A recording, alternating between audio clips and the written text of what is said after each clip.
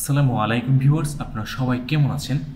তো আজকে আপনারা যারা এসএসসি 2024 ব্যাচের পরীক্ষার্থী, আপনারা যারা বাংলা দ্বিতীয় পত্র পরীক্ষা দিয়েছেন, বাংলা প্রথম পত্র, তো আপনাদের জন্য আমরা বাংলা প্রথম পত্রের নৈবেদিক প্রশ্নপত্র সমাধান নিয়ে আসছি। এটা হলো দিনাজপুর বোর্ডের। আপনারা যারা দিনাজপুরে আছেন তারা আপনাদের প্রশ্নের সাথে এখনই খুলিয়ে মিলিয়ে নিন আপনার কতগুলো কারেক্ট হয়েছে এবং কারেক্টগুলো কিন্তু আপনি কতটি সঠিক উত্তর করতে পেরেছেন এটা কিন্তু আমাদের কমেন্ট করে জানাতে ভুলবেন না। চলুন আমরা প্রশ্নপত্র সমাধান শুরু করি। Let's go. অনুপমের মামা কোন ধরনের কন্যা পছন্দ নয়? কি ধনীর পছন্দ নয়? কারণ হলো তিনি তাহলে যৌতুক নিতে পারবেন না। দোকানে খাবার কিনা খাওয়াতে গ্রামের মধ্যে তাহার জোড়া ছিল না। এখানে জোড়া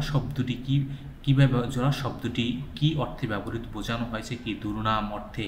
আমি উন্মাদ, আমি চিনেছি আমারে, আজিকে আমার খুলিয়া গিয়াছে সব ভাত। উদ্দীপকে আমার পথ প্রবন্ধে এই উক্তিটি প্রকাশ করেছেন কে?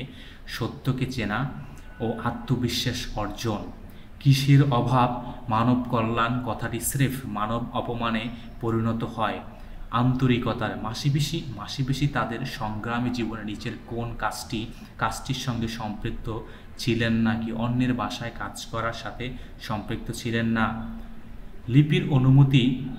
লিপির অনুমতি ছাড়া তার স্বামী নিশাম দ্বিতীয় বিবাহ করেন। এই ঘটনা লিপি প্রতিবাদ করলে নিশাম তাকে শারীরিকভাবে নির্যাতন করেন। লিপি বাধ্য হয়ে বাপের বাড়ি চলে এলে নিশাম তার 10 লক্ষ টাকার স্বর্ণালঙ্কার চুরির মিথ্যা মামলা দেয়। উদ্দীপকে মাসিপিসি গল্পের সদৃশ্যের দিক হলো কোনটি? এখানে মূলত পুরুষের আধিপত্য ও নারীর নির্যাতনতার বিষয়টা এখানে তুলে ধরা হয়েছে।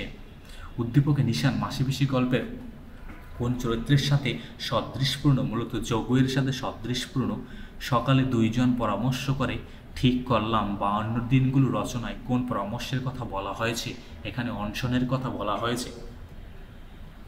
আমাদের মহান মুক্তিযুদ্ধের সময় এদেশের জনগণ বিভিন্ন ধরনের স্লোগানে শহর বন্দর গ্রাম আন্দোলিত করে, মুক্তিযুদ্ধকে বেগবান করে কার্টুন লেখা গানের মাধ্যমে সংগ্রামের চেতনা ছাড়িয়ে দেয়া হয়েছিল সর্বত্র। 52 দিনগুলি এখানে 52 দিনগুলি রচনায় স্লোগানগুলো হলো কি? রাজবন্দীদের মুক্তি চাই, জয় বাংলা। উদ্দীপকে 52 দিনগুলো রচনা কেন চেতনা প্রকাশ এবং কোন চেতনা প্রকাশ পেয়েছে? পরাধীনতা থেকে মুক্তি। মিরপুরের বিল দিয়ে দুই নৌকা বোঝাই কইরা আইছিল রেইনকোট গল্পে উক্তিটি কার? দোকানদারদের। রেইনকোট গল্পে নুরুল হুদার ঝুলন্ত শরীর কাঁপতে থাকে কি? দেশপ্রেমের উত্তেজনায়।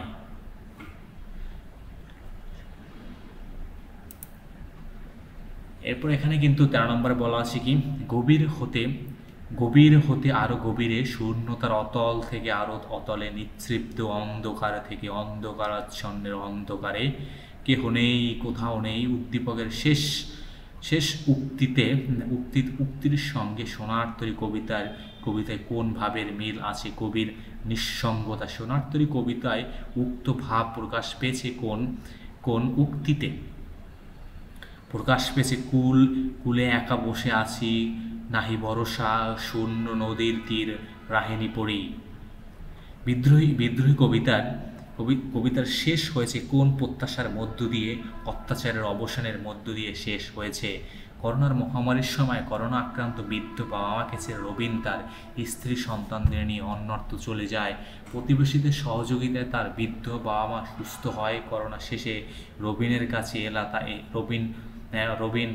এবং কাছে এলে রবিনকে তারা জড়িয়ে কেঁদে ফেলেন। উদ্দীপকে বৃদ্ধ বাবা মা ক্ষমাশীলতার সঙ্গে প্রতিধান কবিতার কোন উক্তির মিল আছে? এটা হলো কি? জেগেছে বুকের আঘাত হানিয়া তার লাগে আমি কাঁদি। উক্ত মিলের কারণ হলো ক্ষমাশীলতা ও ভালোবাসা। তাহারই মনে পড়ে কবিতায় কবির বসন্ত বিমুখতা দিয়ে কি বুঝিয়েছেন? উদাসীনতাকে বুঝিয়েছেন। আফরোজ তার মামার বাসায় বেড়াতে এসে জানতে পারল যে ওই দিন মামাতো ভাইয়ের জন্মদিনের অনুষ্ঠান। চারদিকে আলোকসজ্জা, সবাই নতুন জামা পরেছে, বাড়িতে অনেক অতিথি এসেছে। আফরোজ চমৎকার গান গাইতে পারে বিদায় আফরোজের মামা তাকে জন্মদিনে একটি গান গাইতে বললেন। আফরোজের গান গাওয়া শুনে তারা কেঁদে ফেলল, কারণ 3 বছর পূর্বে এই দিনেই তার বাবা মারা যান। উদ্দীপকে আফরোজের মামা তাহারই মনে পড়ে কবিতার কোন চরিত্রের সাথে সদৃশপূর্ণ? কবিভক্ত। উদ্দীপকে তাহারই মনে পড়ে কবিতায় কবিতায় যুগপদ বলছে কি, এখানে লেখাটা একটু ব্লার হয়ে গেছে। যুগপদভাবে ফুটে উঠেছে হলো কি নির্লিপ্ততা, প্রিয়জনে হারানো বেদনা, স্মৃতি কাতরতা। শামসুর রহমানের প্রথম কবিতায় যে পত্রিকায় প্রকাশিত হয় তা হলো সাপ্তাহিক সোনার বাংলা পত্রিকা। 18 বছর বয়স। কবিতায় কোন কালের বৈশিষ্ট্য তুলে ধরা হয়েছে? বৈসন্ধিকাল। আমি কিংবদন্তির কথা বলছি কবিতায় সূর্যকে হৃৎপিণ্ড। কিংবদন্তির কথা বলছি কবিতায় কোন শব্দ বন্ধ মুক্তির প্রতীক হয়ে উপস্থিত হয়েছেন? কবিতা এখানে কিন্তু উপস্থিত হয়েছেন, উত্তর হবে কিন্তু খ নাম্বার। আমি কিংবদন্তির কথা বলছি কবিতায় সূর্যকে হৃৎপিণ্ডে ধরে রাখার মাধ্যমে কেন চেতনা প্রকাশ পায়? সদা তরুণের চেতনা। সিরাজদৌল্লা নাটকের নবাবের পদোন্নতি কাহিনী কোন দিক দিয়ে দুর্গ আক্রমণ করে? দমদমের সরু রাস্তা দিয়ে। নবাব মসনদের পাশে দাঁড়িয়ে আছেন।